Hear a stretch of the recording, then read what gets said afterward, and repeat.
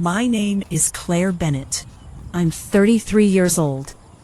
The night my younger sister's fiancé mocked my mother and called her backwoods trash, he had no idea I'd already spent half a year quietly helping federal investigators build the corruption case that would destroy his entire family. We were standing inside the Bennett Hall of the Hawthorne Estate in Chester County. Marble floors, giant crystal chandelier, imported paintings hanging from walls that probably cost more than my mother's truck. My mom wore her best pressed denim jacket and a navy blouse she'd saved for special occasions. Across the room stood Ryan Hawthorne in a designer polo shirt that cost more than our monthly grocery bill growing up. He thought I couldn't hear him speaking behind the folding divider near the wet bar. He was wrong. My mother is the strongest person I've ever known. After my father died suddenly in 2014, she kept our small Pennsylvania farm alive with nothing except stubbornness, maple syrup sales, and faith. She survived winters heating the house with wood and feeding us canned vegetables from the cellar because pride mattered more to her than pity. And on one warm June evening, the man my sister intended to marry whispered a sentence that started a countdown. Everything that happened afterward, the investigation, the hidden documents, the wedding day arrests, would become front-page news across Berks County. But only my mother and I knew how long the trap had really been forming. And even she didn't know every piece of it. The engagement dinner was held at the Hawthorne Estate, a mansion hidden behind iron gates and winding tree-lined roads. My sister Emily was glowing in a pale champagne dress, but beneath the smile I saw something else. Uncertainty. A flicker. Enough for me to notice. I'd already been suspicious for months. I worked as a land use attorney in Reading, Pennsylvania. Most of my clients were farmers and small property owners fighting developers over easements and zoning battles. So, when Ryan first met our family at Thanksgiving and immediately started asking detailed questions about our eastern pasture road, utility access, and inheritance structure, alarms went off in my head. Normal boyfriends ask about hobbies. Ryan asked about acreage. That same week, I quietly began digging. Within months, I discovered several shell companies connected to Hawthorne Development Group. Every trail eventually pointed back to Ryan's father, Charles Hawthorne, one of the most politically connected developers in southeastern Pennsylvania. At the engagement dinner, I slipped inside the house looking for the upstairs restroom and passed near a decorative divider by the bar. Ryan was talking to one of his friends. "Her mom seriously looks like she belongs in a trailer park," he laughed. The friend snorted. Ryan took another sip of whiskey. "Doesn't matter. Another year and the property's ours anyway." That sentence changed everything. Another year. Not marriage. Not love. A timeline. I stepped back quietly before they saw me. When I returned outside, my mother was standing alone near the terrace fire pit, holding a glass of untouched sparkling water. Her expression had fallen in that silent way only children recognize in their parents. She'd heard enough. "Honey," she whispered, "I think I'd rather wait in the car." I gently touched her arm. "I already know what they're doing." She looked at me carefully, and then she asked the question that still breaks my heart when I think about it. "What do they want from us?" The answer was simple. The farm. Our family owned 47 acres along a future highway expansion corridor that had not yet been publicly announced by the Pennsylvania Department of Transportation. Ryan and his father somehow already knew. Their plan was elegant and disgusting at the same time. Ryan would marry my sister. A prenup would quietly transfer future inherited land rights into a jointly controlled LLC. Then the Hawthornes would purchase our farmland cheaply before PennDOT announced the highway expansion publicly. Once the state needed the land for right-of-way acquisition, the value would skyrocket overnight. Projected profit, over $8 million. My sister Emily learned the truth slowly over the next several weeks. She found printed maps hidden inside Ryan's office. she photographed internal planning documents.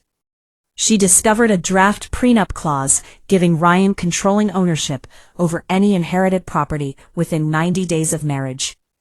And finally she uncovered the smoking gun, a handwritten note from Charles Hawthorne that read, "Commissioner Dale gets 15%.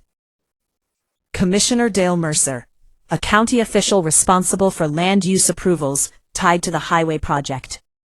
That note transformed greed into federal corruption. I contacted an old law school friend, Special Agent Vanessa Cole, from the FBI Public Corruption Unit in Philadelphia. We met quietly at a diner outside Pottstown.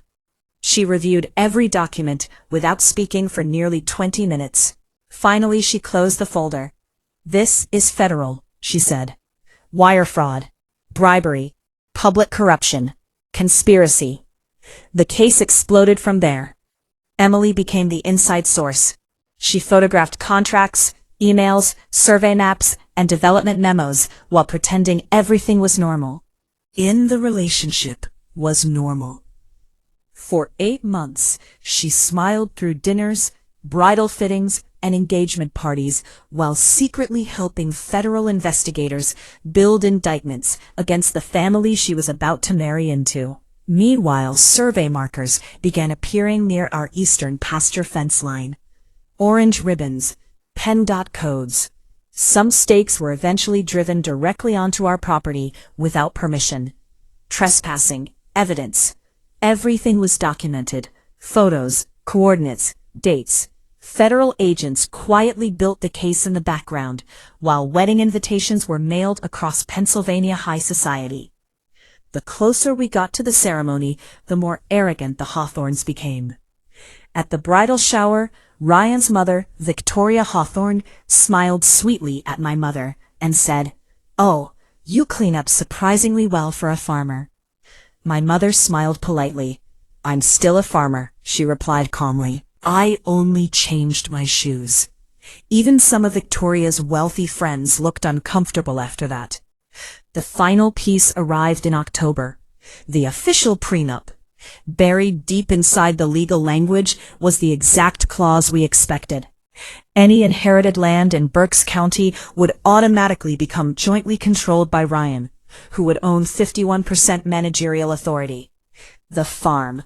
That had always been the target. Emily pretended to agree to sign it at the ceremony. Ryan loved the idea.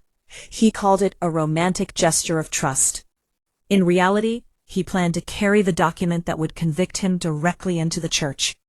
By early December, federal warrants were ready. The wedding was scheduled for December 14th at St. Andrew's Episcopal Church. 200 guests, local politicians, business executives, country club elites, the perfect audience. Emily insisted on going through with the ceremony right up until the vows. "I want witnesses," she told me. The FBI agreed. The morning of the wedding felt unreal. Federal agents coordinated arrests. County deputies waited near the church.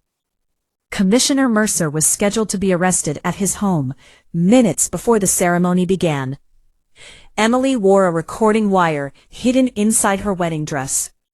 My mother wore pearls and the old wedding band my father had given her decades earlier hanging from a gold chain around her neck. At exactly 2 p.m., the ceremony began. Emily walked down the aisle alone. Ryan stood smiling at the altar like a man who thought he had already won. The priest began the traditional service. Then came the familiar words. "If anyone here knows any reason these two should not be lawfully joined together." Silence. Emily slowly turned away from Ryan and faced the congregation. Every desk went still. Before Ryan could speak, Emily opened a folder and addressed the church calmly.